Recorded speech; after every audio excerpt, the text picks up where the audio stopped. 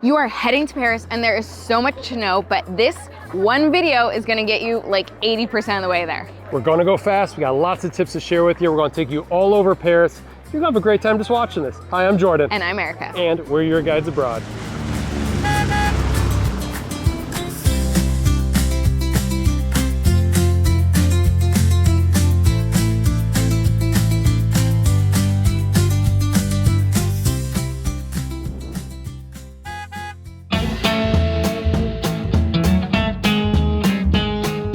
The most common way to come to Paris is by Eurostar or flying into Charles de Gaulle Airport.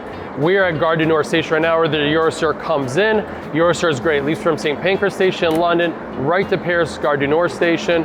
It's a good price, it's a fast way to go, it's a comfortable journey. We have a wonderful, incredible video up there on taking the Eurostar, so check that out for more information. Taking the metro is very easy, and so is paying for it. So you can get those paper tickets from the machines, the T+ tickets, or you can get a Navigo card that you can reload, or even easier, you can use the IDF Mobilities app. Use it just like you would a Navigo card to enter the metro station. And this is fun, you can also recharge or top up your Navigo card using the IDF Mobilities app in case you have both. Each person needs their own form of payment, so you may end up with two.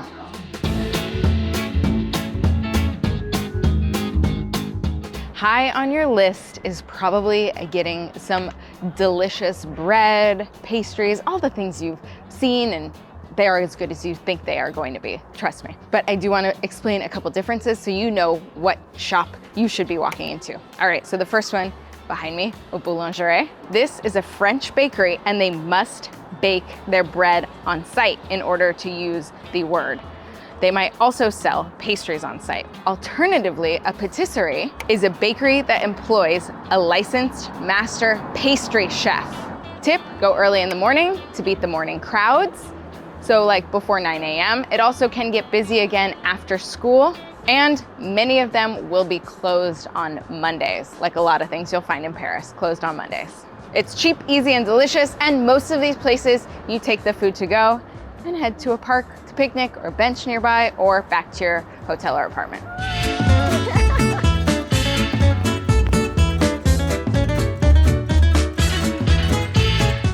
Tip number 7, while I'm on top of the Eiffel Tower, I remembered, leave a tip. Help somebody else out. If you have a favorite tip on visiting Paris, because we don't cover them all here, leave it down in the comments below. Help everybody out. Thanks so much. So one thing we always do when we walk in, we say bonjour, bonsoir. We make sure to acknowledge the other person who we are seeing in the restaurant or the store. And yeah, I think that's made the difference. I hope, I don't know. Everybody's just been so friendly.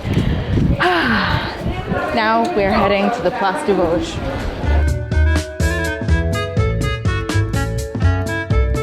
All right, let's talk about getting around the city. So our favorite app for public transportation is CityMapper. This helps us navigate the bus, the metro, the trains, and figure out exactly where we want to go. It's not foolproof. It does have glitches and issues. It's only as good as the data it's receiving, and sometimes that data isn't very good, but we find this to be the best for public transportation. For walking around the streets, I use Google Maps. I find that the interface is more accurate than CityMapper's walking interface, and I feel like it's a lot easier to use. So those are the two apps we use multiple times per day to get around. If you come to visit and you are planning to head to the base or even the top of the Arc de Triomphe, there's a big roundabout around it that is very busy, and you do not cross at street level, you cross down the stairs. Make sure you find those before you go. And for more tips, make sure you check out our YouTube playlist because we have lots of Paris content to help you with your trip, and our website, yourguidesabroad.com.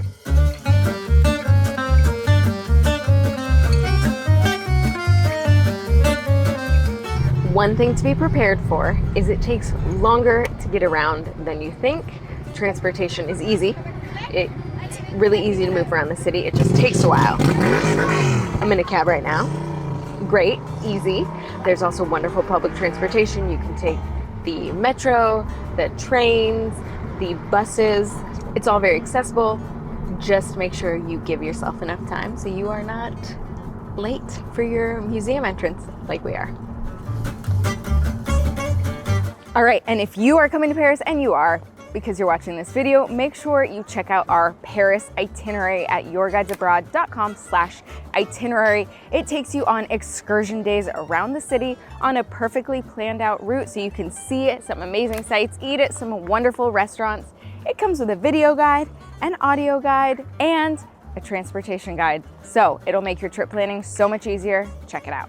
You're gonna wanna make sure that you book tickets in advance for popular attractions. And this is so important even when you're outside of busy summer tourism months. So things like the Louvre, Saint-Chapelle, d'Orsay, the Catacombs, Pantheon, Versailles. Just make sure you book those tickets in advance. I'm gonna go see what everyone's looking at over here at the Louvre.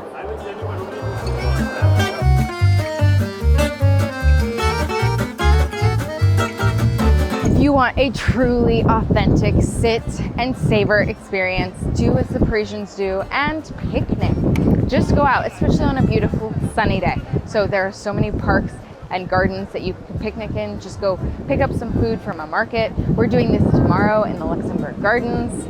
We also like doing it in front of the Eiffel Tower, especially at dusk. I know, touristy, cheesy, but guess what? I'm a tourist and I'm cheesy and I love it. We'll put up some parks on a map. Just enjoy yourself. Oh, Paris on a sunny day.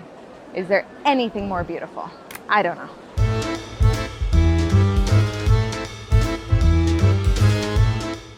Everyone wants a great Eiffel Tower photo, obviously, and this is a beautiful street to do it on. There are a number of beautiful streets to do it on, but if you want a great picture of just you and no one in the background, come early. And I'm talking like 7 a.m. in the summer.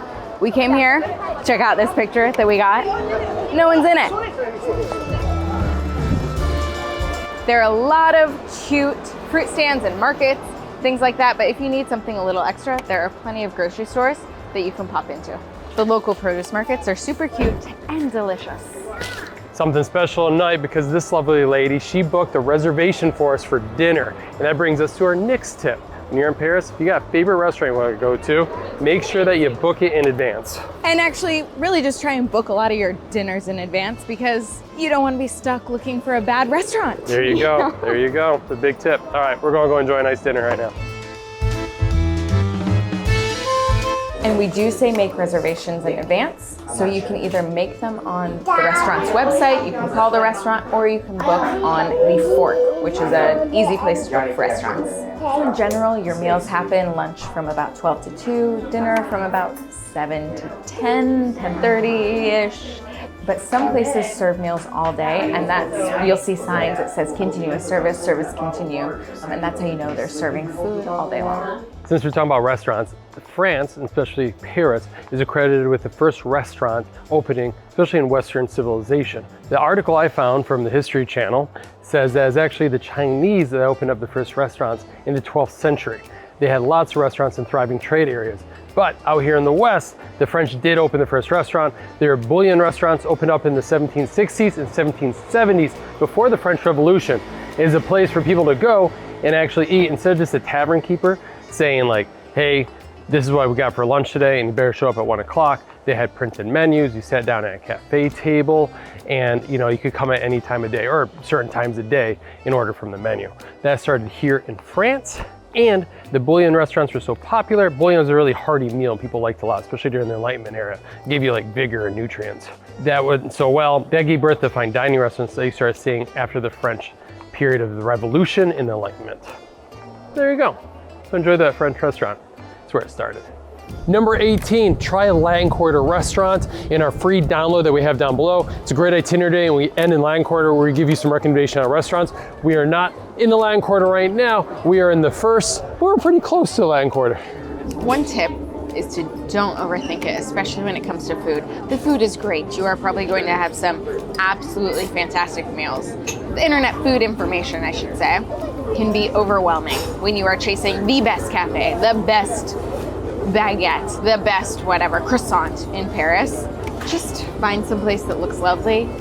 If it has some locals there, amazing, and you'll probably have a wonderful meal. Here's a quick tip for you if you find yourself out and about and you need to use the bathroom.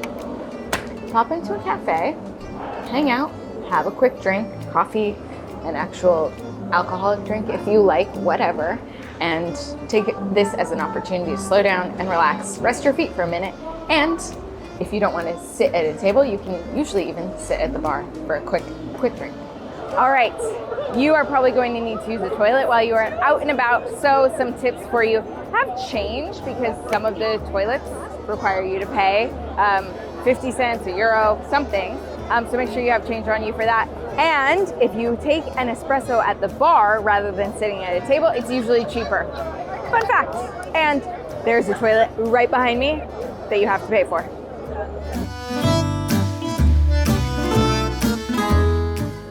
Hey, do something unique when you go to Paris. I say do a unique tour, like a bakery tour. We did a croissant making class, which is really cool. A bike tour is also great. Just go out, find some cool tours to do. We have a link down below, of course we do, to help you out because we have some favorites that we've done around Paris. Enjoy those fun experiences. Don't overload your itinerary. You want to make sure, obviously, you see some great things and have some stuff planned, but make sure you don't overload things. Save time to stroll around, like at some great markets. You sit out here on the steps of the Opera House enjoying your ice cream. Smoking is still very prevalent in France, especially in Paris. So if you're sitting on a terrace, like at a cafe, expect to have smokers nearby. It just happens. All right, you're coming to Paris, you want to see the Eiffel Tower sparkle, right? It sparkles for 5 minutes on the hour after dusk. And then the last sparkles at 11:45. So we're here during the summer, so dusk is until like 10 o'clock. So it's only one sparkle, that's at 11 o'clock. So be patient, it's worth it. You probably don't speak French, and neither do I, though I am trying to learn a few words, and it is actually really fun to try and say things in French. And guess what? Everyone who I have ordered from or said something to in French, they seem to like it and appreciate it, and then usually they'll talk to me in English. But anyways, this tip is Google Translate is your friend. Download the app on your phone, and that way you can use it if you need to speak to somebody and you're not sure what to say and they don't speak English, or you want to at least attempt in French. Or if you see signs like this, you can just go down, take a picture, translates the whole thing, and then you know what this is, you know what's going on, and you can, I don't know, be a little bit more knowledgeable about what you're seeing. All right, if you are paying for something with your credit card or debit card, and you are given the option of paying in the local currency or paying in your US dollars or whatever your home currency is, it is, I think, almost always best to pick paying in your local currency. You'll get a better conversion rate. So for example, at the same exact ATM yesterday, I pulled out €100 and it asked if I wanted to pull it out in local currency or have the conversion done here. I picked local currency.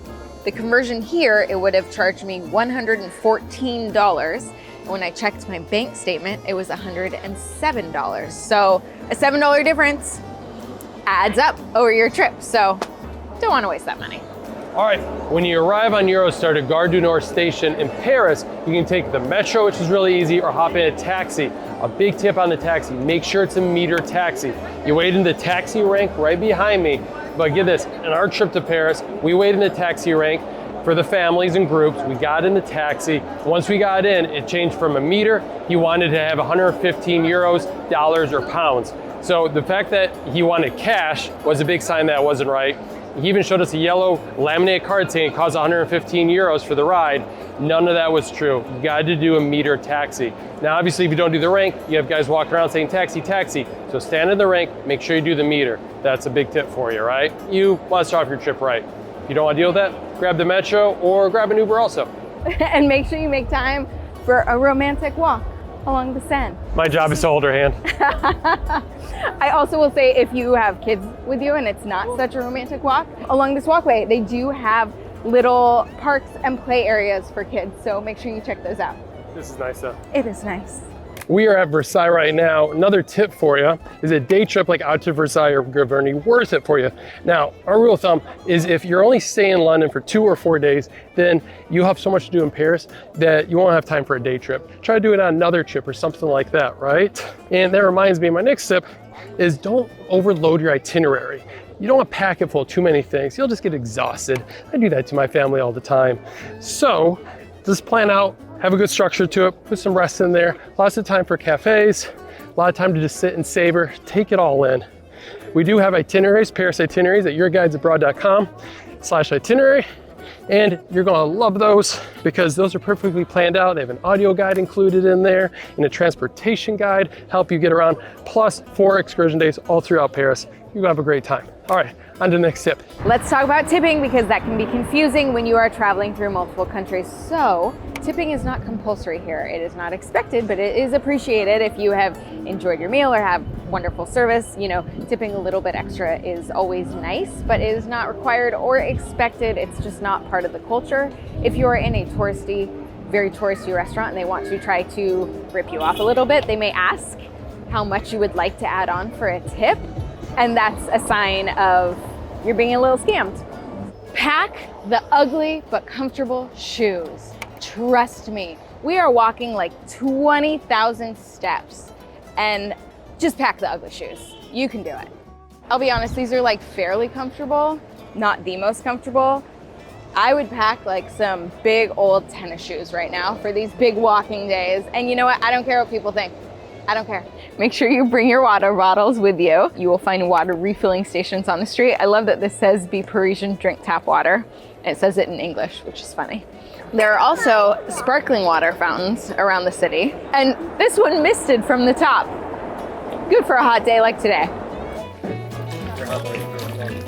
Whoa, you got misted. That's awesome. You got misted. I got misted. So we know these practical tips are gonna help you in your trip to Paris. It's like, you know, your foundation to having a great time and a great experience here. Like you said, don't overload yourself, enjoy the sights and the sounds, plan a perfect itinerary for yourself. It is the practical tip you need. Luxembourg Palace is behind us. It's stunning. It's built by Marie de Medici, and I think 1611. Such great history here. You enjoy Paris. Thanks for watching. Thank you.